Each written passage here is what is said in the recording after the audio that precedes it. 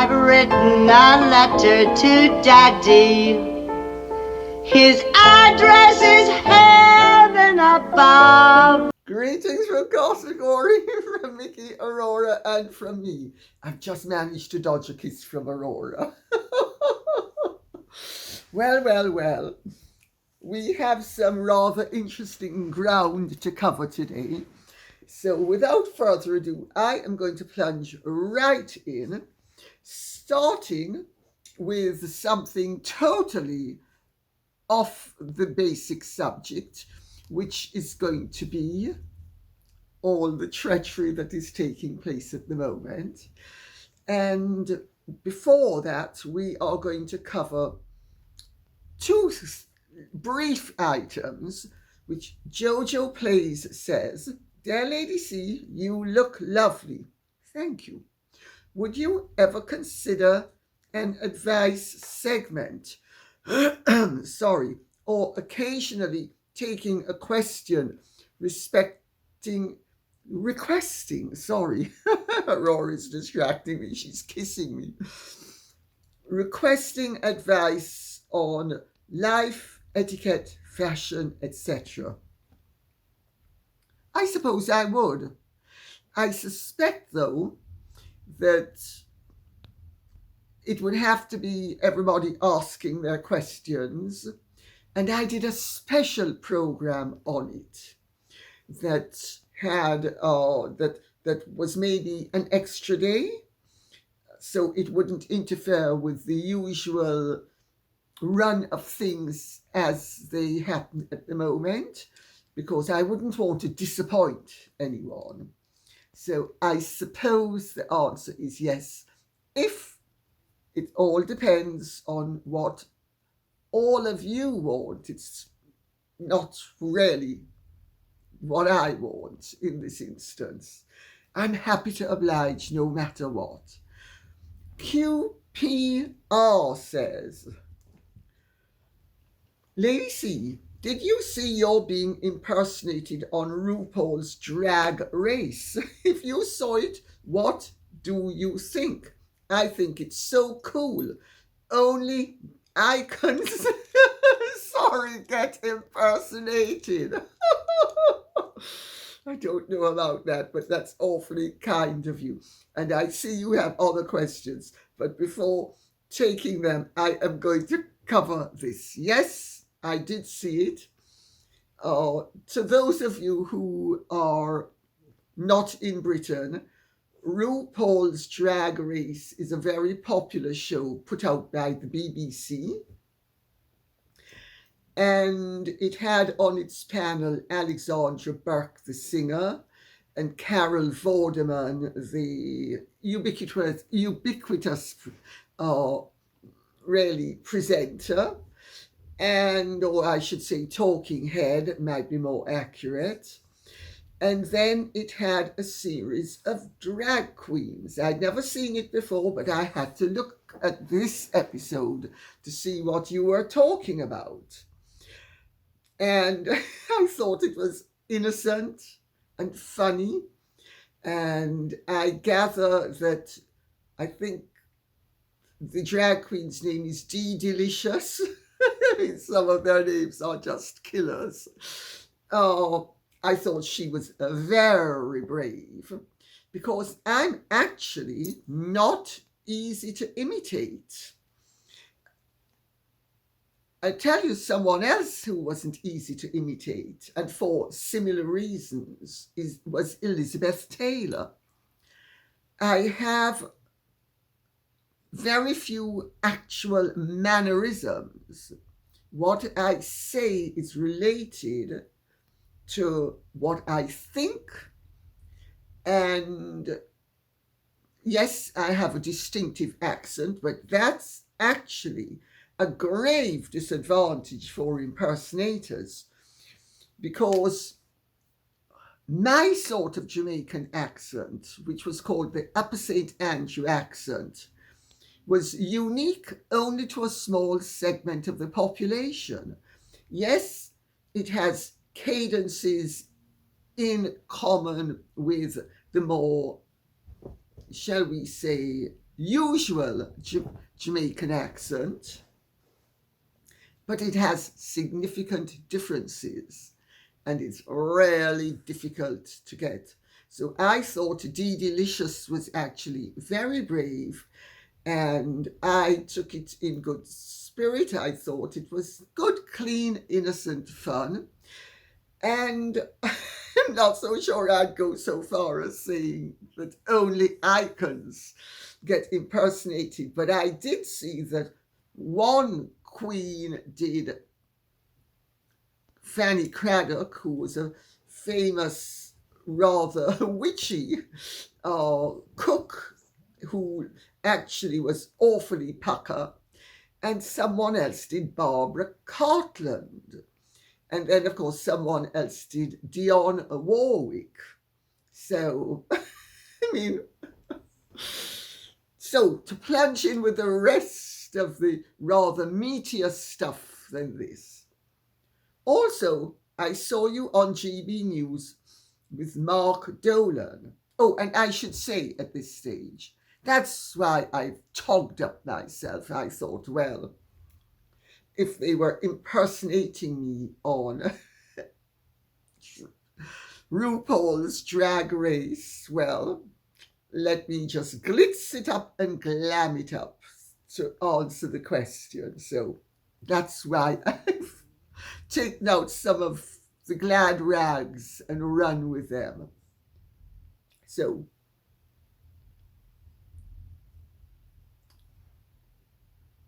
I saw you on GB News with Mark Dolan. 2 questions, if I may. You said you know Scabies sauce, and it comes directly from Meg's baby, but you were saving it for yourself. I took your... Sorry. I took yourself to mean us, your loyal followers. You're a mind reader. I love it. Oh, goodness. I hope I'm right. You certainly were.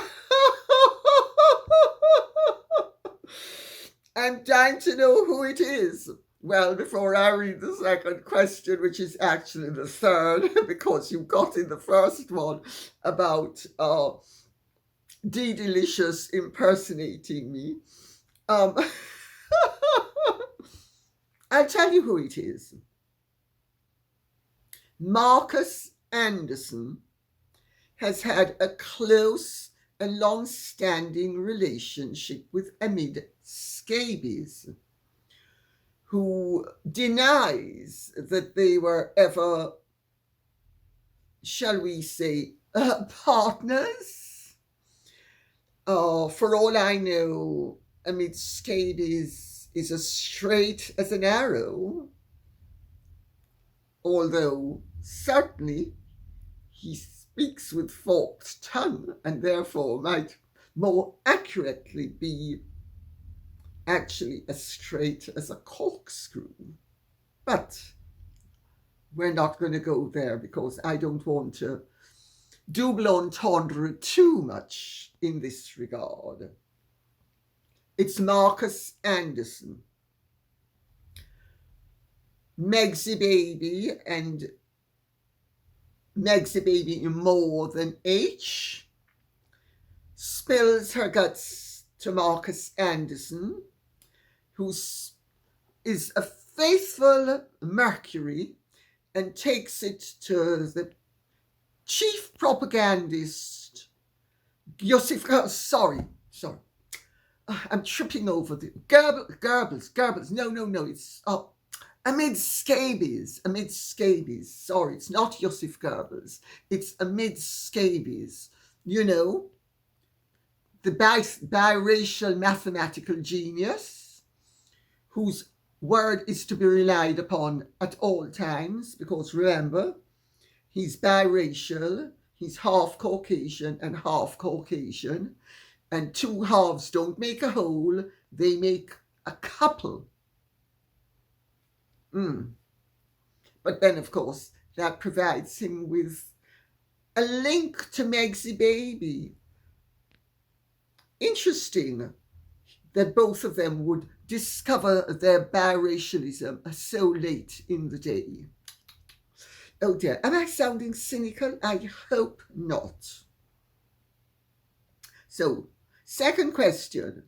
It seems to me that since the Dan Wootton-Lawrence Fox incident, the GB presenters seem to be afraid to conduct interviews in the open, fearless manner they used to. It's almost as if there's an invisible bugbear looking over their shoulder they're afraid of. Am I right? Well, I think you could be onto something, because Mark Dolan was who I actually like, and who I have to say, I read some of the comments about the interview afterwards, and guys, give Mark Dolan a break. He needs to be careful what he says. And yeah, I think he might have overgilded the lily, saying that Meghan was one of the most beautiful women in the world, because Meghan was never a great beauty. But I mean, she scrubs up all right, and she's not bad looking. She certainly has carnal appeal. That I know as a fact, because I know visitors who have been to the homestead. And Meghan definitely knows how to pull out all the stops. Sweet Megsy baby, she's very ferociously feminine. Well, to get back to the point, I think the television station itself is most likely feeling that it's under scrutiny, because if you remember, various members of parliament like Caroline Noakes jumped in and were making various sorts of really rather unreasonable demands. And so I think the television station itself has obviously instructed its presenters to be rather careful. And, you know, I mean, you could actually say that Mark Dolan was also being slightly tongue-in-cheek and overgilding the lily, maybe not only self-protectively, but as one or two people pointed out, sarcastically. There could be that element to it, because let's remember, Dan Wootton was suspended for laughing rather sheepishly and embarrassedly at a comment that Lawrence Fox made, having picked up a word, shag, that Ava Santini Evans customarily uses with regard to men, and who she would and who wouldn't shag, to use her oft repeated and revisited conversation, to be polite. So, and there's also the fact that Paul Marshall is trying to buy the Telegraph, and there are overseers who perform oversight services to make sure that whoever owns a newspaper in this country, or indeed a television station, sticks well within the rules. Now, I think they are being overly cautious, but they don't want to get into trouble. So let's leave it at that for the moment, because this is a subject that I could spend an hour speaking about, because there are layers beyond which I am not delving at the moment. And there are all sorts of issues that one could cover. And there are also all sorts of irons in the fire, some burning rather more effectively than others. But I don't want to see any more at this point. Snazzy Minx says, "Hi, Lady C. I'm so confused. In his new book, Scabies gives details about what was in a private letter Markle wrote to King Charles. He has clearly seen it or been told intimate details of what was in it. So either the letter was stolen from Prince Charles's office, or Markle has taken a copy of it before she sent it to the king and has chosen to let someone see it and to tell Scabies what was in it, or she told him herself. My confusion is, how can she get away with doing this when she sued a newspaper for doing the same thing? Will we see her now sue Scabies? I really think that this has gone into the realms of severe harassment and bullying against the royal family now by Harry, Meghan, and their Scabies mouthpiece. Surely someone somewhere can stop this. It really is abhorrent and very distressing to see. Love us always to you and the fur babies." Snazzy Minx, very good. Wonderful question, wonderfully covered, wonderfully observed. When Meghan wrote that letter to Daddy, she made absolutely sure that she had a copy and the contents of it were handed over to her friends, who handed it over to People magazine. "I've just written a letter to Daddy. Now I've written a letter to Daddy-in-law." And somehow, Amid Scabies knows the contents. Well, it's really simple, as I just said a little while ago. The reason why Scabies knows the contents is that Meghan and Scabies will, for deniability, deny how close they are. But I know as a fact, because when I wrote my book, Meghan and Harry, The Real Story, Scabies was all over me and my agent like a rash. I wouldn't deal with him directly because, I'm sorry, I don't deal with people of that ilk directly if I don't have to. But he was quite exact about the precise relationship he was asserting he had with Markus Anderson. That's the conduit. Did she hand over a photocopy of the letter? Well, she'd have been very stupid to do it, because when she dumps him and he still has that photocopy, oh dear, there goes another nail in Meghan's coffin. So, but nobody from Charles's office leaked the letter or in any way, shape or form betrayed his confidence. And he has never alluded to the letter, nor has anybody from his office.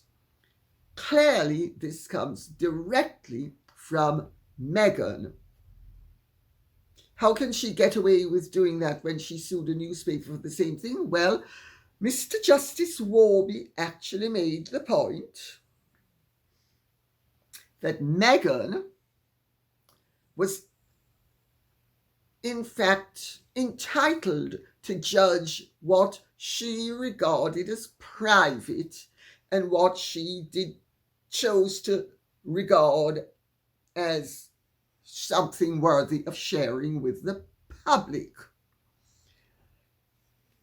I'm not sure he'd be making that distinction and splitting those hairs the way he did now if he had to come to that decision.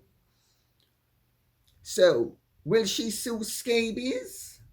Well, they're all putting distance between her and him, but then they did the same thing with the previous book, and it turned out they were both lying through their back teeth. I see no reason why they would have suddenly decided that the truth is preferable to a lie. They are all Hemingway advocates. They believe in using a 3-letter word if a 5-letter word doesn't have to be used. And lie is a good 2 letters shorter than truth. Let me put it that way. I think this Harry, Meghan, and Scabies have absolutely no credibility because they have exposed themselves as liars. There's no need to stop it either. This is the death rattle of a rattlesnake. Scabies has no access to any royal circle or event except the pseudo-semi-royals in Montecito. He has no access to anybody at the palace. This is, as I said, the death rattle of a rattlesnake. He needs to make money, and he's making money off this. I say good luck to him.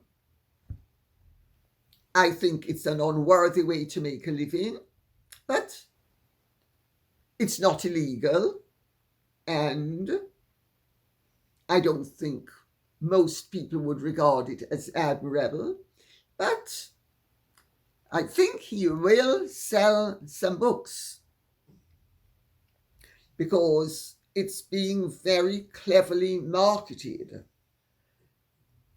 Scabies and Meghan and Markus Anderson all know about marketing. Markus Anderson has been one of the prime reasons why Soho House has been marketed as an upscale, desirable entity instead of the rather undesirable is the word I would use, pretentious, tacky, arriviste meeting place where chancers and those who have arriven, I have arriven, I didn't even arrive, I have arriven, get to meet each other.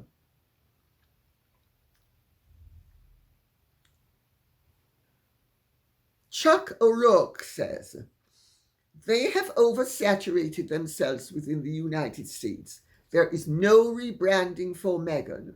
She rates right along with Amber Heard and Jada Pinkett Smith as being the most disliked celebrities in the USA.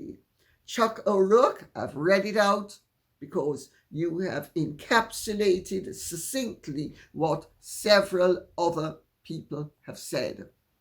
Several. In the thousands, I've received comments of this nature, in the thousands.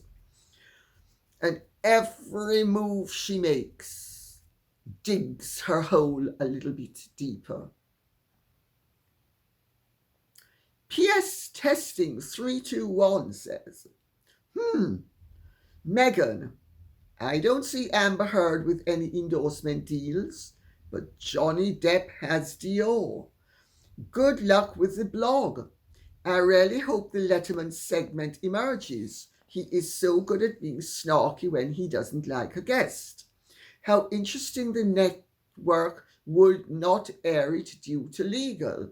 I'm sure she told everyone she was going to be on Letterman, and then she wasn't. How did she explain that?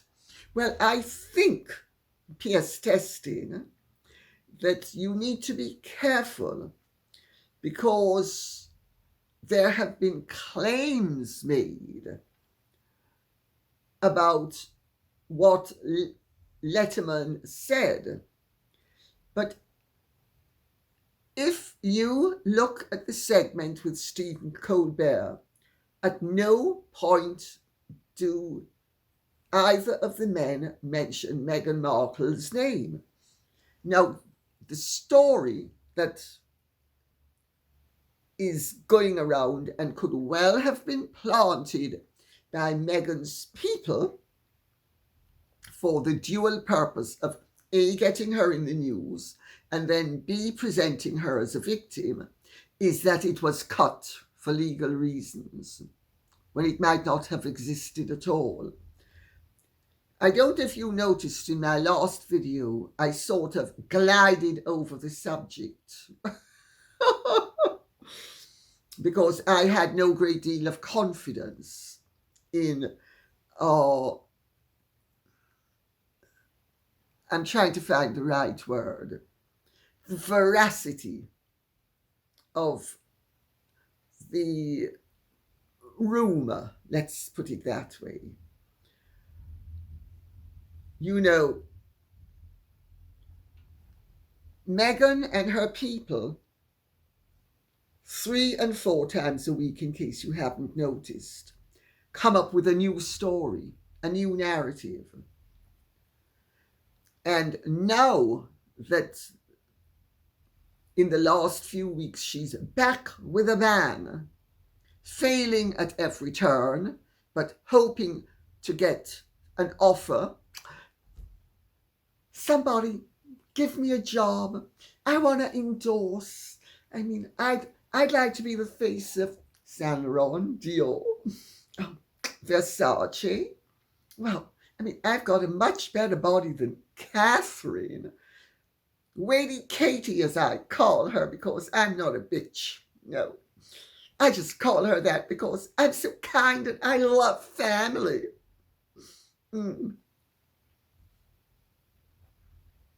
Jacqueline Wilson says, if Meghan writes a tell-all book, and she probably will, it stands to make a lot of money for her. Get your popcorn out. Jacqueline Wilson, she's going to need the money. She's going to need the money. None of the deals that she has hoped for has materialized. The word in Hollywood is that Netflix is getting ready to exercise a wriggle room and either terminate them or diminish them. They needed to keep them strung along until after the Crown had aired. Crown has aired. Looks as if Meghan and Harry are going to be crowned with karma.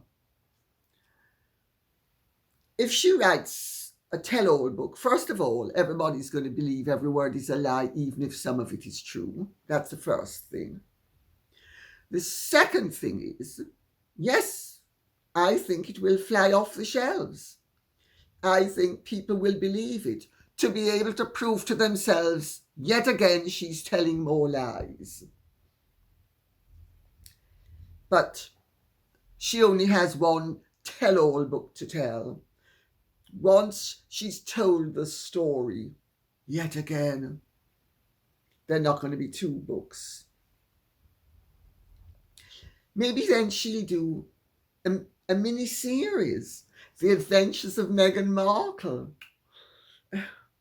Waitressing at 6 months, hustling at 13. plastic surgery, new nose, new boobs, new teeth. Oh, don't I have fabulous teeth? I just look like a barracuda. Can't do anything about the skin, and we're not going to blame her for that. But I could do something about my hair, and I did. I do love nice straight hair. It's so Caucasian, just like me. You know, I'm Maltese or Italian. Yes, I am. Oh, sorry. Black is beautiful. I'm 43% Nigerian. Yes, I am. Teresa Ida says, outside of politics, I've never witnessed such an all-out, sustained, pervasive attack on a family or persons. The intensity is actually frightening. This level of open hostility can engender dangerous consequences. I wonder if Harry has ever contemplated that. He has turned on his country, his countrymen, his father and brother, his beloved sister-in-law, his grandmother, the Queen of England, his own heritage. Teresa Ida, you forgot his grandfather, his beloved grandfather, Prince Philip. I slipped that in for what it's worth, and now I continue. The undeserved damage he is doing to his loved ones is truly disheartening, vicious, and unprecedented. Yet he still has a lofty sense of self as a prince. His jealousy of his brother and her jealousy of Catherine is astounding. His own sense of self-importance has prevented him from setting his wife in her place and seeking a higher plane of decorum and restraint required and expected of someone of his background. He has been literally overpowered by an older woman who is very savvy and calculating. He doesn't have the emotional strength not only to stand up to her, but also to admit to and take responsibility for his own poor decisions. I hope this is not a tragedy in the making. His lack of conscience bespeaks of a poorly developed character and sense of right and wrong. I've read that out because I pretty much agree with every single word you've said. Harry and Meghan are riven with competitiveness and envy. It's very obvious. They are riven with entitlement. They are riven with the desire to be admired and at the same time sympathized with. These are characteristics that are usually displayed by people with severely narcissistic personalities with sociopathic overtones. Oh, he's definitely very self-important. He's always been, but he definitely is. And to an extent, that was inevitable. He was a prince. He still is a prince. So there is some justification is the wrong word because he takes a joke too far. He has no modesty. He has no humility as the ballast to keep the balloon from flying into the stratosphere. He is a balloon called Icarus, and so is she. She is just rampantly self-important. And she was brought up to believe she was a princess. But neither of them seems to have factored into the equation that with privilege comes responsibilities. And it is your duty to live up to your responsibilities, failing which you actually cease to be entitled to your privileges. Gremlin says, I have a different opinion, re H. It's his family they stabbed in the back with accusations of racism. Then he later backtracked on to save his own skin like the arrogant coward he is 2 years later. Harry and Meghan's lies undermined his family's well-being for 2 years. He betrayed his grandparents. The late Queen Elizabeth II wouldn't have been hurt by the hussy's words. It was her grandson's betrayal that wounded her. Gremlin, very well observed. You know, I am so delighted. I don't want to use the word proud, but I'm going to use it because I can't think of a more fitting word. I am so proud of some of the comments I get. It is so heartwarming to see the level of conscience, scruple, morality, and intellect at work. It's just wonderful. The Queen was actually very hurt and upset by Meghan's words, Meghan's attitudes, Meghan's impertinence. She was upset. I know this as a fact. But she was upset the way you are upset with having given somebody a chance who didn't deserve one and who you bent over backwards to facilitate, and then they spin around and kick sand in your face, which is, of course, exactly what Meghan did. I mean, Meghan rarely, had things been different, wouldn't have been given a job at any of the palaces.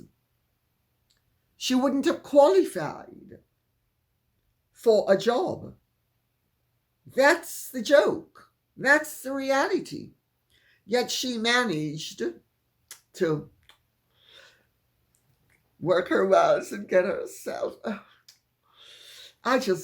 Harry just loves that Stan Getz song, Blowing in the Wind. He really does.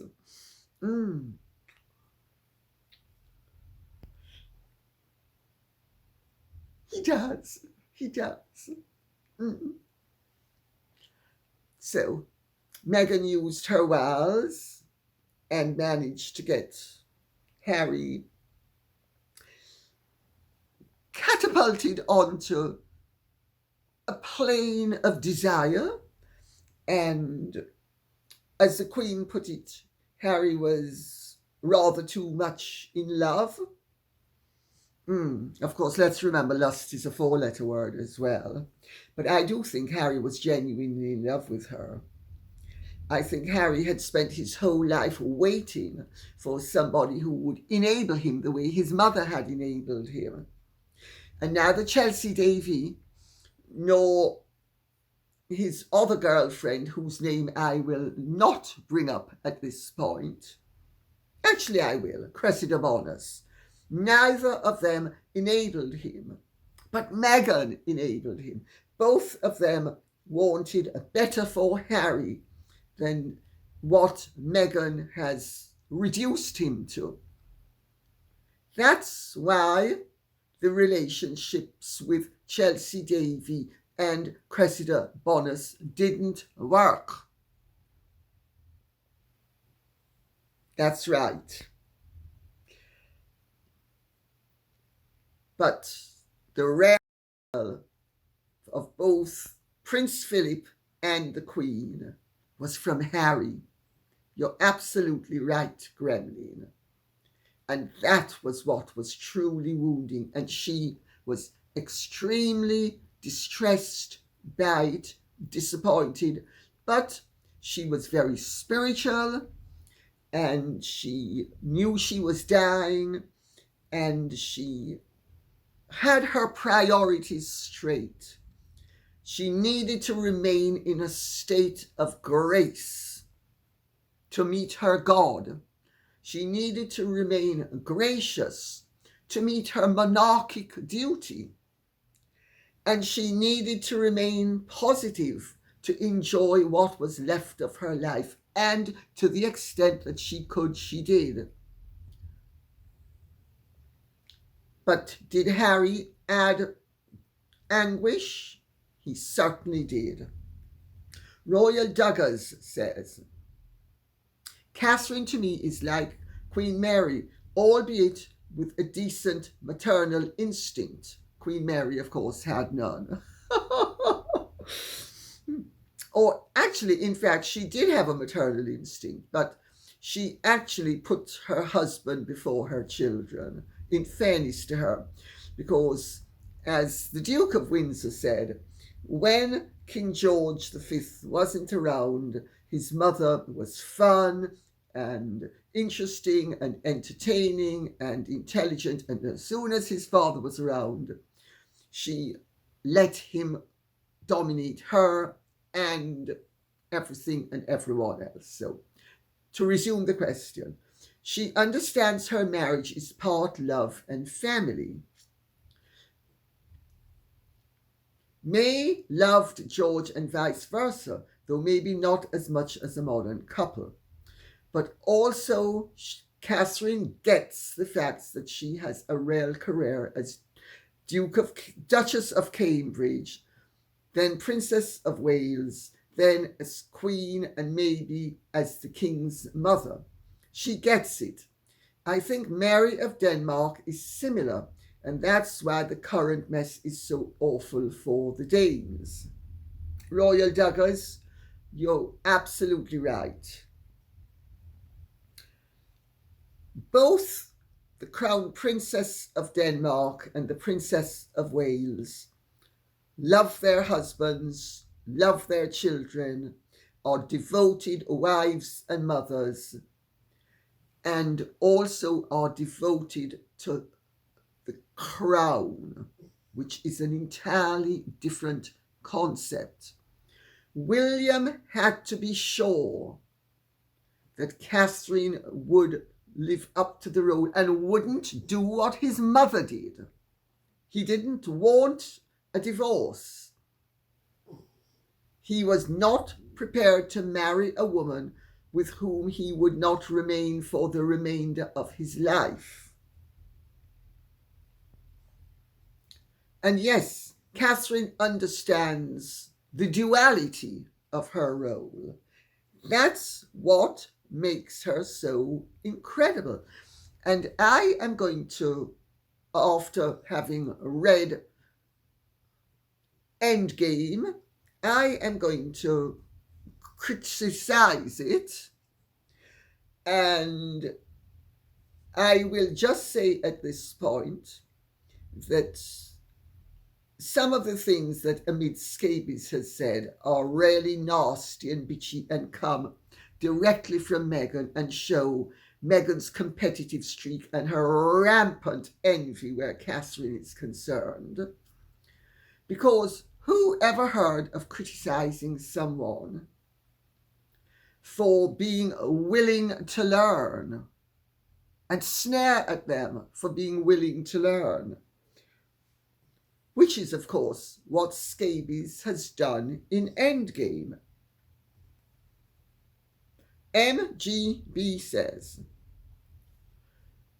Meghan is probably seething right now that her advisors of the past, no longer around, allowed her to make such terrible decisions. Well, it's everybody's fault but her own.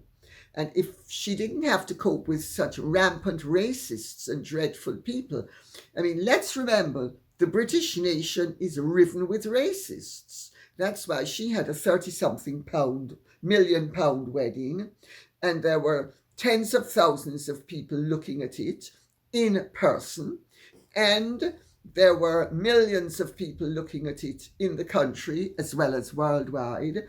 And that's why she was welcomed with open arms, because the British people are terrible. Nobody gave her a chance.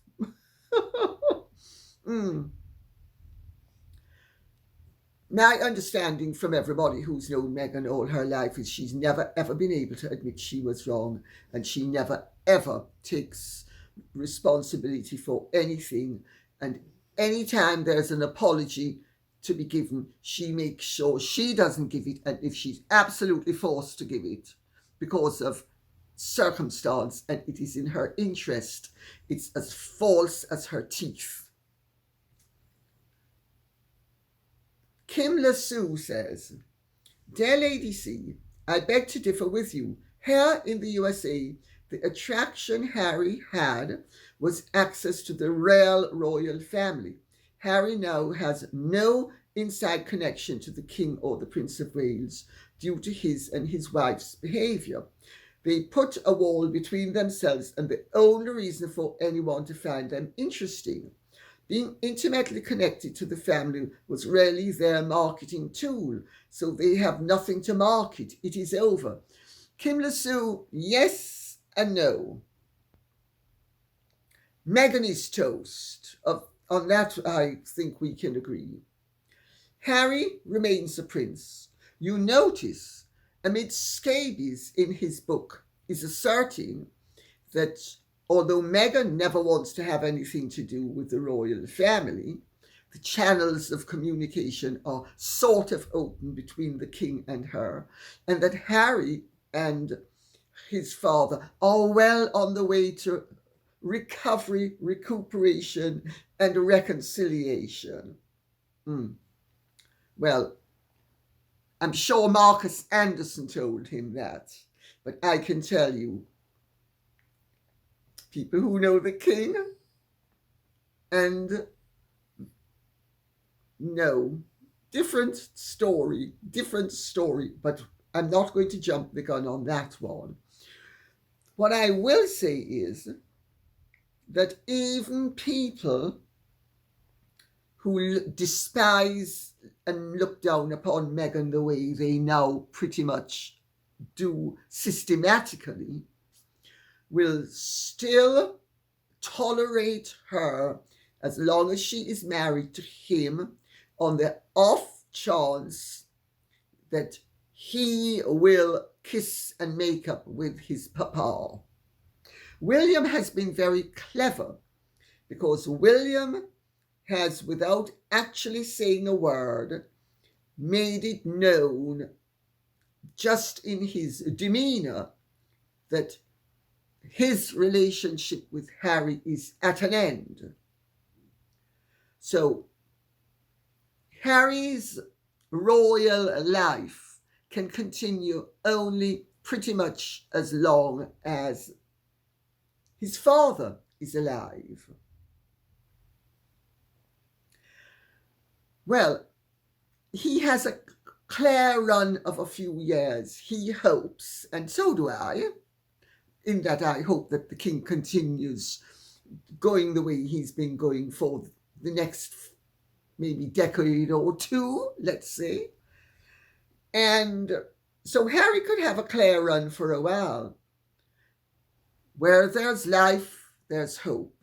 And as long as Harry and his father are father and son, people in the United States of America will still maybe not embrace him the way they would have done when the royal channels were open, but they will still dance around dumping him, and will not dump him, and will actually tolerate him in the hope that one of these days he is restored to good grace. And in the meantime, better a half-baked prince for some social climbing corporate arrivists than no prince at all. So that's my take on it. And I'm sorry, I don't agree with you. I really don't. I wish I could, but I can't. And we end with Kathy Atkinson, who says, Prince William did not pick a wife who was anything like his mother. On the other hand, Harry did.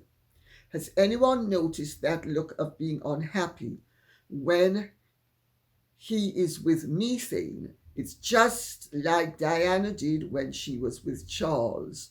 The look of boredom and disdain. Harry is doing the same, just to let the world know he's trapped. Poor me, it's not my fault, it's her. Kathy Atkinson, that's a very perceptive observation. I don't think I've heard it before. And it does have validity.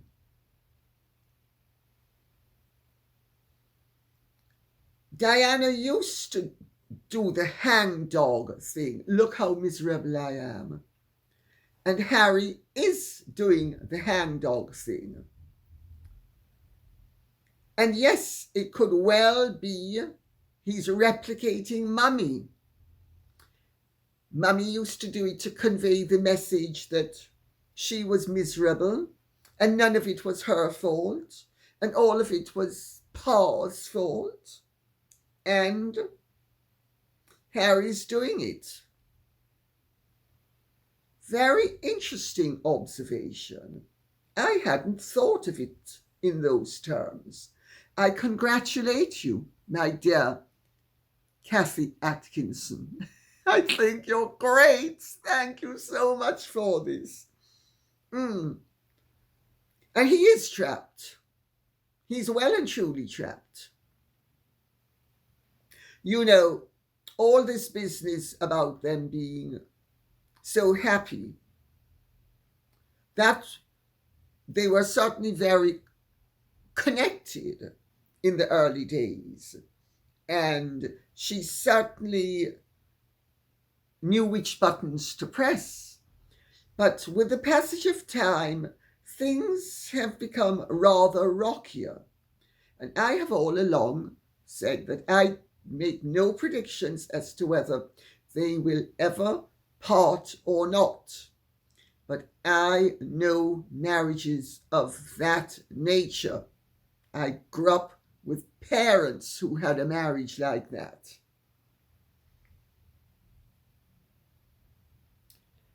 Thank God I do not live in Montecito, is all I can say. Having been through it as a child and teenager, dreadful. But it's fascinating as well to observe how the Mummies and the Meghans of this world can reel them in and release them, and then reel them back in when it suits them, and then just let the line go so the fish swims out back and it's yanked again. Of course, let's see what happens, because Harry doesn't have the class of money that Meghan requires to maintain herself in the splendor to which she has always believed she was due, and which she now thinks she is to the manner born, or maybe reborn.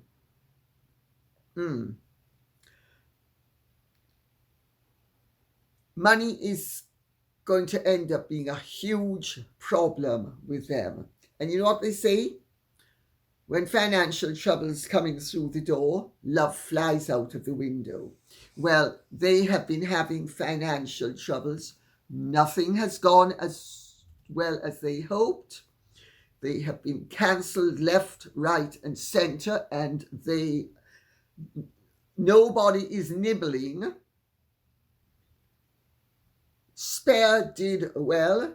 Harry will have made a few million from Spare.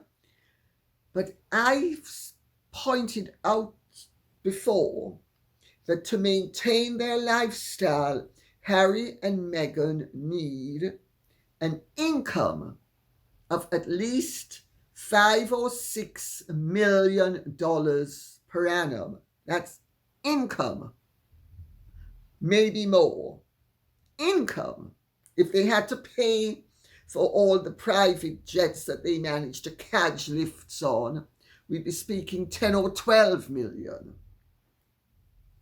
But we're speaking about within their, I'm so great and grand, I beg you, give me a lift on your plane. I'm just so wonderful and so rich. Can I please have a lift on your plane? Poor little me, I can't afford to charter a plane. They need capital of at least $500 million at this point. They don't have it. They never had it. They never stood a prospect of having it. And any chance they had in the early days has flown out the window along with their reputation for decency, reliability, verisimilitude, veracity, and all the other virtues with which we would have associated them had they not done the turn that they did. Because really, remember how popular they were in the early days? They're the ones who have dissipated it all. They are true dissipates. If you wrote a book about a couple with similar backgrounds and circumstances who had then behaved the way they have behaved, no publisher would accept it. They would say it is not credible. Well, the incredible has happened. And on that note, I will say thank you very much for listening. I hope this has been of some interest to you. Please remember to keep the questions and comments coming in. And I have been asked, and I will be reading in its entirety Endgame, and I will be criticizing it. I will do a critique. I will not be critiquing it, because the word critique is not a verb. I leave that up to all of the gutter press people who speak about critiquing this and critiquing that. And nobody nowadays has an invitation. They have an invite, because half the nouns have become verbs. As you can see, I have my bugbears where the English language is concerned. And on that note, I'll say thank you so much. God bless and goodbye. And if you have really enjoyed this, please like, share, subscribe, press the notification bell, and take good care.